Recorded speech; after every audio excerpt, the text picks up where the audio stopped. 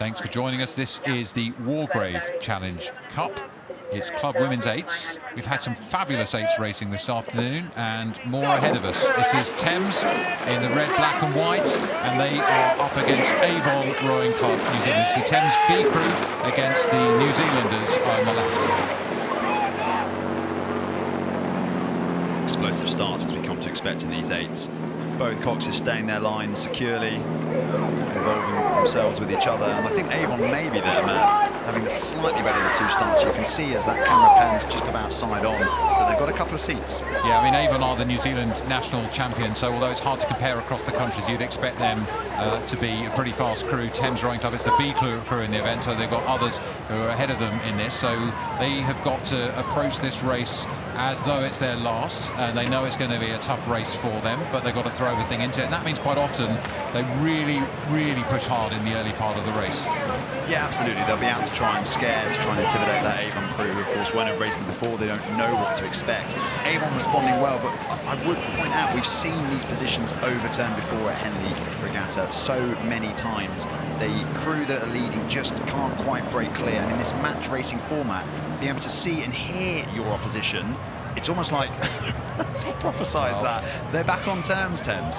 Tom, your predictive powers are spot on here as we join the race live down the course, and you can see Thames are gaining, I think, stroke by stroke. They're gaining 5-10 centimetres, and they've got several seats back now. This angle can be a bit deceptive, but you can see the Thames boat is moving a touch faster, can't you? And here they come. Here come Thames, and this is going to be really devastating for the New Zealanders to have this move happening right in the middle of the race, just as you're feeling the pain.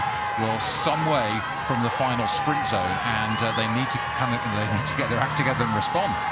Well, I can imagine the Avon supporters on the bank are going to be desperate, because as I put my head into the commentary booth with you and Kath just before I stepped on here, I saw that their men's eight went out in the Thames Cup too, so this is going to be their final crew in the regatta, and they need to find a response here. They led Thames off the start, and Thames have responded, as Thames always do, so maturely, so well, and this is now, to me, Thames boat are moving slightly quicker on the right than Avon on the left. Fantastic performance from Thames Rowing Club. We were talking earlier about the cultures of club, and I think, you know, the breadth that they have there means that they're always competing alongside their club mates, and that gives them some maturity. So Thames have clawed their way back into this race. They were almost out of the back door. They've come through it by their fingernails, pulled themselves up, and now it's the turn of Avon from New Zealand to try to respond in this dead zone, we call it, the kind of third quarter of the race where you're not yet with the roar of the spectators and the colour of the crowd. There's pain and there's darkness closing in on you. Really have to focus and combine as a team. Here come Thames.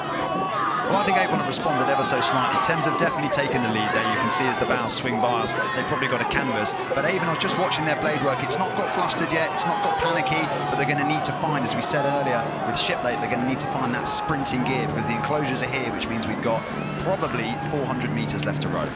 So, I mean, there's huge crowd support for excellent rowing from both crews here. I mean, Thames will probably have more of their supporters here in person for sure, but the New Zealanders will be applauded on by all the fans of rowing. There are many watching around the world with us, but also live here at Henley as the birds fly and make way for the Thames B crew. Really impressive row from these young women. Matilda Donishie's back. You can see 28 years old in the bow seat. In front of her, Caitlin Kickman, Hetty Palmer, Megan Barry, Izzy Lack, Charlotte Orrell, Celine Vine in stroke seat, Valentina Fenton, coxed by Emily Internali, and Thames have to hold off the challenge now from Avon. Final moments to challenge, Tom. Yeah, absolutely. This Thames crew, we talked at length about Brooks and the culture they've built. Well, you have to give the same credits to Thames, because this is their B-boat, and they are showing Avon exactly what it takes to unseat the British powerhouses, the perennial powerhouses in Putney that Thames have become. And there we go, we can see Thames responding again, and now they're out to half a length. This is the stuff of memories for the young women of the Thames Rowing Club B crew here, rowing through into the enclosures, sitting ahead. The crews are coming together. The watchful eye of Ben Helm, the umpire, looking over them, making sure the flag can stay in the bag, but it's going to be safely across the line. Brilliant row, brilliant race. Thames Rowing Club B taking a win in one of the more aggressive races we've seen today. Fantastic ace racing, but Thames Rowing Club B beating Avon Rowing Club from New Zealand. Yeah, another wonderful Friday performance, and as I say, testament to the depth of the regatta.